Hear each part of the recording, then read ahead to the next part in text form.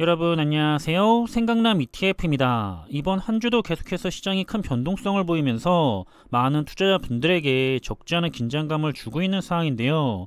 이렇게 역대급의 조정장이 이어지고 있는데 이건 다른 의미로 보면 투자자들에게는 역대급의 기회이기 때문에 우리가 이런 좋은 기회와 시간을 놓치지 않았으면 좋겠습니다. 그럼 이번에도 국내 주요 ETF들의 성과를 정리해보면서 현재 전체적인 시장의 흐름과 성과들에 대해 한번 살펴보겠습니다. 그럼 한 주의 마지막이었던 지난 14일이죠. 금요일까지 마무리가 됐던 국내에 상장되어 있는 주요 ETF들의 성과에 대해서 한번 정리를 하자면, 먼저 환율의 변동에 대해서는 여전히 계속해서 높은 환율의 모습을 보이고 있는데요. 전날에 비해서도 다시 3.5원이 더 올라갔고요. 따라서 현재 환 노출형 ETF들의 경우에는 연초 후에 무려 21.18%라는 환율에 대한 상승값이 있는 상황입니다. 그리고 한 주 동안에는 S&P 500 지수는 1.5%가 하락을 했고요. 나스닥 100 지수는 그 2배인 마이너스 3.1%, 그리고 필라델피아 반도체 지수 역시 무려 8.2%가 하락을 하면서 한 주를 마무리했는데요. 현재 S&P 500 지수나 나스닥 100 지수 그리고 필라델피아 반도체 지수 모두 이번 조정장의 최저점인 바닥의 지수를 보이고 있습니다. 그럼 일단 국내 주요 ETF들의 성과에 대해서는 한 주 동안의 S&P 500 ETF는 조금 상승을 했고요. 나머지 주요 해외 ETF들은 모두 하락을 했습니다. 특히 이 중에서는 미국 팡플러스 ETF가 한 주 동안에 5.26%가 하락을 하면서 가장 큰 폭의 하락세를 보였고요. 더불어서 금요일에 미국의 시장 역시 굉장히 큰 폭으로 하락을 했는데 결국 S&P 500 ETF는 2.57%가 더 하락을 했고요. 나스닥 100 ETF도 3.31%가 더 하락을 하면서 마무리했기 때문에 다가오는 월요일에 국내 시장은 아쉽게도 하락의 흐름으로 한 주를 시작하게 될 예정입니다. 그리고 이제는 저점 대비 상승률이 굉장히 낮은 ETF들이 하나 둘씩 늘어나는 것 같고요. 이건 현재 주가가 바닥이라는 것을 보여주고 있죠. 다들 이런 역대급으로 좋은 기회를 놓치지 않았으면 좋겠고요. 그럼 고점 대비 하락률을 살펴보자면 현재 S&P 500 ETF는 8%가 하락해 있고 나스닥 100 ETF도 마이너스 20%, 미국 팡플러스 ETF는 마이너스 44%, 그리고 미국 테크 탑10 ETF도 마이너스 23%, 마지막으로 글로벌 브랜드 탑10 ETF도 현재 고점에서 21%가 하락해 있습니다. 그리고 반도체 테마 ETF를 살펴보면 한 주 동안에는 국내 한 가지 반도체 ETF만 상승을 했고요. 나머지는 모두 다 하락을 했습니다. 특히 글로벌 반도체 ETF들이 6% 이상 크게 하락을 했던 한 주였고요. 또 금요일에 미국의 시장에서는 시장이 크게 하락을 하면서 반도체 테마 ETF들도 크게 하락을 했는데요. 3에서 5%가량 큰 폭의 하락세를 보였다는 걸 역시나 볼 수가 있습니다. 따라서 월요일에 국내장에서는 이 성과들이 반영이 되면서 글로벌 반도체 테마 ETF들은 좋지 않은 흐름으로 한 주를 시작하게 될 것 같고요.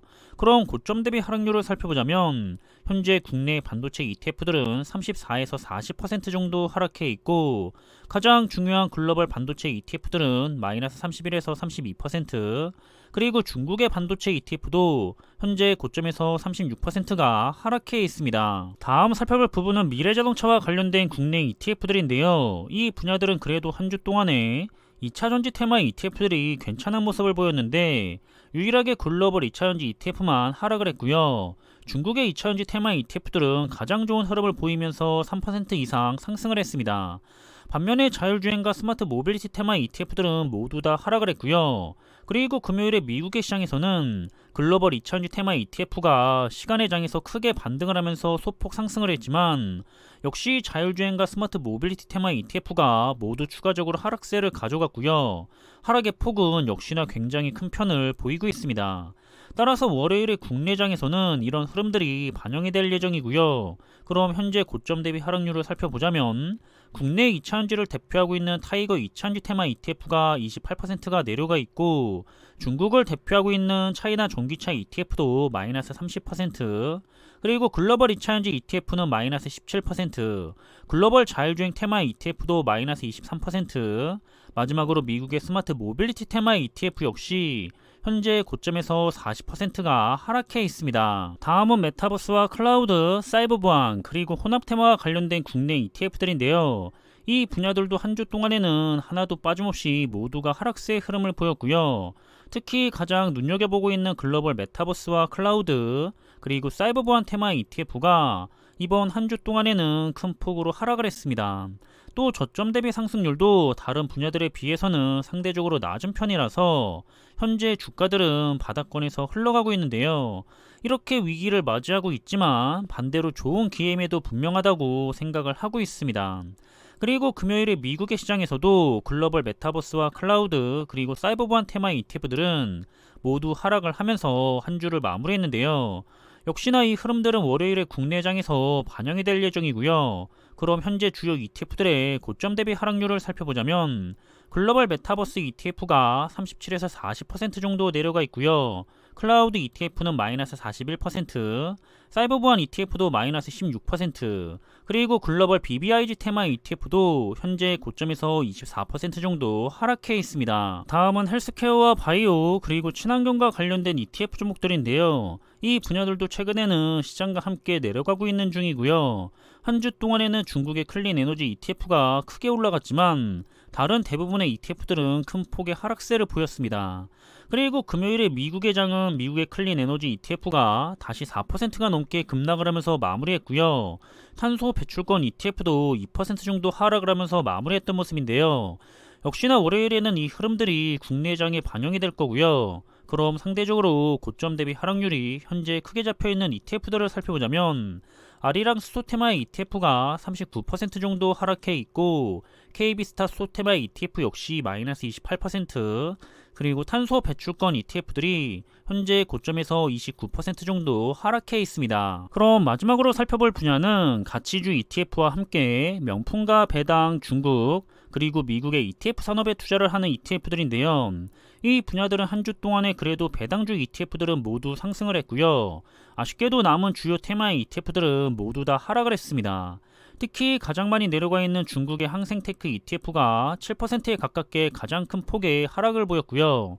그리고 금요일에 미국의 시장에서는 가치주 ETF와 성장하는 배당주 ETF인 SCHD ETF는 추가적으로 하락세를 이어가면서 한 주를 마무리했습니다. 반면에 배당 기족주 ETF는 시간의 장에서 크게 반등을 했는데요. 역시나 이런 흐름들은 월요일에 국내장에서 반영이 될 예정이고요. 그럼 마찬가지로 고점 대비 하락률에 대해서 상대적으로 많이 내려가 있는 테마의 ETF를 살펴보자면 명품 테마의 ETF가 25% 정도 내려가 있고요. 중국의 가창판 ETF도 마이너스 26%, 그리고 중국의 항생테크 ETF가 62% 정도의 큰 하락률을 여전히 투자자들에게 보이고 있습니다. 그럼 이렇게 이번에도 주요 ETF들의 흐름들을 정리를 했는데요. 투자를 하고 있거나 관심 있는 종목들에 대해서 꾸준하게 모니터링을 하는 데 도움이 되었으면 좋겠고요. 시장이 계속해서 큰 변동성을 보이고 있기 때문에 항상 주의를 하시면서 투자를 하셨으면 좋겠습니다.